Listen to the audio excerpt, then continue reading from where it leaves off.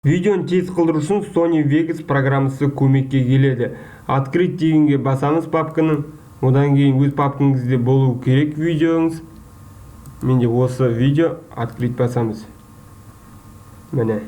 Видеомызды алдық. Енді пернетақтада сол жақта Ctrl деген кнопка бар. Соны басып тұрып, мышканың сол жақ кнопкасын осы жерге басамыз. Енді ығыстырамыз. Видео тез болады. Мысал ретінде тексеріп көрейік.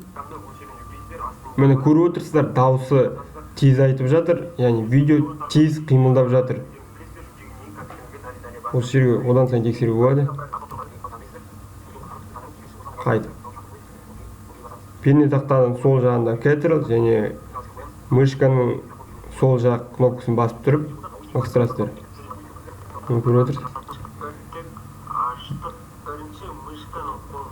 Көріп отырсыз, өте бұлай ығыстырсаңыз, видео жай қимылдайды. Видеода дауысты немесе музыканы алып тастағымыз келеді. Ол үшін пернетақтада U әрпін басамыз. Осы жерге бірінші мышкамен басамыз дауысына.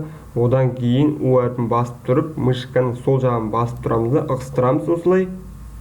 Одан кейін пернетақтада Delete-іне басамыз, болды. Енді видео дауыссыз жүреді. Көріп отырсыздар. Басып тұрамыз, ығыстырамыз, тез қимылдайды. Видеомыз дайын. Енді сарыны алып келеміз. Бітетін жерде видеомыздың осы жерге ыңғайлы етіп қойыңыз. Міне, осы жерде бітеді, осы жерде басталады. Одан кейін свойства кіреміз.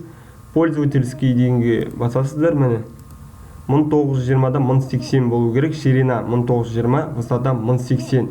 Визуализация с полным разрешением деген жерде наилучший болу керек.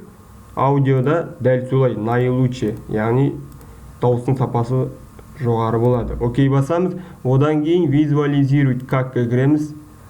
Видеоның атын жазамыз. Мысал ретінде тез видео деп көрейік.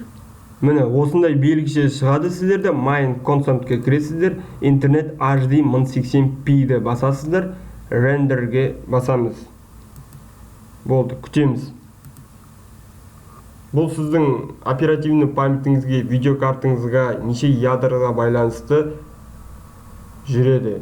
Яғни компьютеріңіз өте мықты болса, бұл тез айналады. Видеомыз дайын, мысал ретінде тексеріп көрейік. Открыть басамыз. Болды, көріп отырсыздар, тез қимылдап жатыр. Дауысын әдейі алып тастадым.